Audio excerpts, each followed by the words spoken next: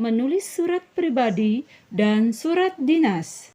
Surat adalah sarana komunikasi yang disampaikan secara tertulis dari satu pihak ke pihak lain dengan tujuan memberitahukan maksud pesan dari si pengirim.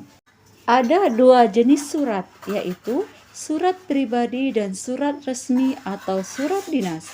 Surat pribadi adalah surat yang digunakan untuk berkomunikasi secara pribadi, bersifat tidak resmi, dan berisi tentang masalah pribadi. Surat pribadi ditulis oleh seorang individu atau perorangan untuk orang lain atau instansi lain. Oleh karena itu, bahasanya santai, mudah dipahami. Sedangkan surat resmi adalah surat yang dikeluarkan oleh suatu instansi atau organisasi yang ditujukan untuk perorangan, instansi atau organisasi lain. Adapun fungsi surat pribadi: 1. Menanyakan kabar, 2. Keperluan pribadi, dan yang ketiga adalah tujuan pribadi lainnya. Sedangkan fungsi surat dinas: 1. Sebagai pedoman pekerjaan seperti surat instruksi, surat pemberian izin, dan surat keputusan. 2. Sebagai alat pengingat karena surat dapat dijadikan sebagai arsip. 3. Sebagai bukti perkembangan instansi. Dan yang keempat, sebagai alat bukti terutama untuk surat perjanjian. Perbedaan surat dinas dan surat pribadi dilihat dari 1. Tujuan. Surat dinas untuk keperluan kedinasan yang bersifat resmi, sedangkan surat pribadi untuk keperluan pribadi satu orang dengan orang lainnya. 2. Dari struktur, surat dinas memiliki kepala surat dan nomor surat, sedangkan surat pribadi tidak memiliki kepala surat dan nomor surat. Bahasa yang digunakan surat resmi menggunakan bahasa baku, sedangkan untuk surat pribadi menggunakan bahasa percakapan sehari-hari, tetapi tetap sopan. Sedangkan untuk kata sapaan, surat resmi bersifat formal, sedangkan surat pribadi seperti orang yang melakukan percakapan sehari-hari. Struktur surat dinas: 1. Ada kop surat, 2. Tanggal surat, 3. Nomor surat, 4. Lampiran, dan yang kelima ada perihal surat. Keenam, ada alamat surat, 7. Salam pembuka, 8. Isi surat, 9. Penutup, 10. Nama dan stempel, dan yang ke-11 ada tembusan. Struktur surat pribadi adalah 1.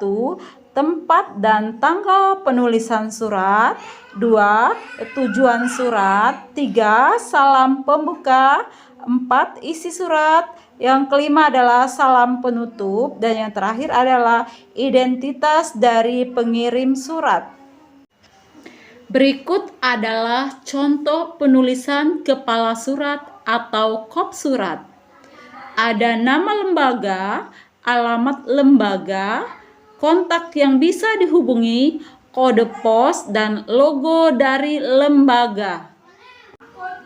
Contoh tanggal penulisan surat. Jika alamat kota sudah ditulis pada kop surat, maka tanggal saja yang ditulis tanpa nama kota di depan surat. Contohnya 14 April 2021, bukan Batu Raja 14 April 2021.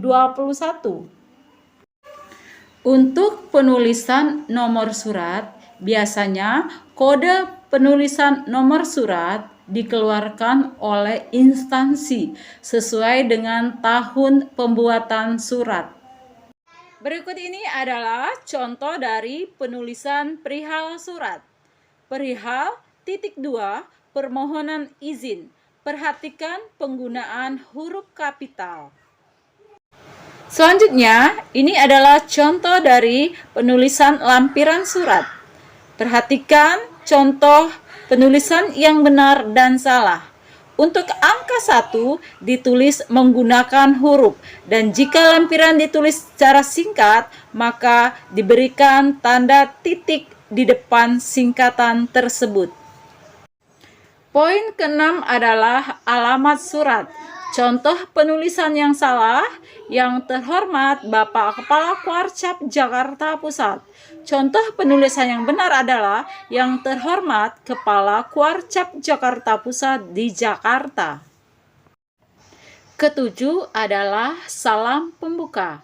Contoh penulisan: Assalamualaikum dengan hormat, atau juga bisa salam hormat. 8. Isi surat. Isi surat terletak di tengah dan berisi tentang penjelasan maksud dan tujuan dari sebuah surat. Umumnya berisi informasi sebagai berikut: hari dan tanggal acara, waktu acara dan tempat acara. Ke-9, penutup surat. Contohnya adalah: atas perhatian dan terkabulnya permohonan ini, kami ucapkan terima kasih, atau demikian agar menjadi maklum atas perhatian saudara, kami ucapkan terima kasih. 10 adalah salam penutup. Kita dapat menggunakan kata wassalamualaikum, hormat kami, salam hormat, salam takzim, dan seterusnya. 11 adalah nama pengirim, jabatan, dan tanda tangan. Contoh penulisan: Kepala Sekolah Haji Maksum MPD, dan ditanda tangani. Selanjutnya adalah contoh dari struktur surat pribadi. 1. Alamat penulis surat dan tanggal surat. Perhatikan contoh penulisan yang salah dan penulisan yang benar.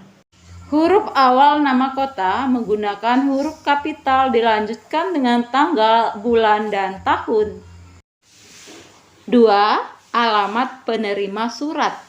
Contoh penulisan: tulis sapaan akrab, sahabatku. Tulis nama penerima surat, nama orang Iris. Tulis nama dan kota di Jakarta. Jadi penulisannya adalah sahabatku Iris di Jakarta. Ketiga adalah salam pembuka.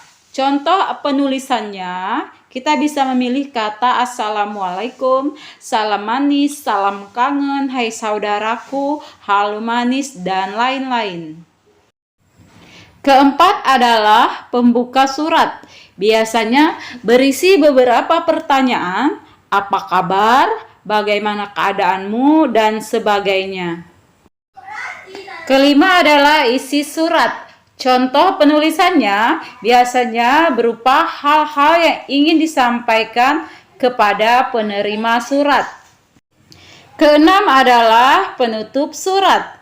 Biasanya berisi pesan perpisahan, doa, dan juga harapan. Misalnya, cukup sekian kabar dariku, semoga kita dapat berjumpa lagi. 7 adalah salam penutup.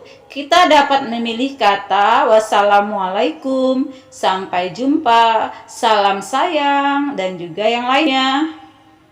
Kedelapan adalah nama pengirim dan tanda tangan. Bagian ini berisi kedudukan penulis, misalnya sahabatmu, kakandamu, ayahandamu, ibundamu, saudaramu.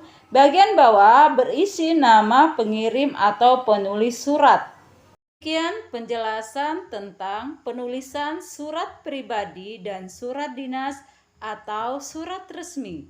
Jika ada komentar, pertanyaan, kritik, dan saran, bisa langsung disampaikan pada kontak yang tersedia, atau bisa melalui Facebook, Instagram, ataupun YouTube. Terima kasih. Wassalamualaikum warahmatullahi wabarakatuh.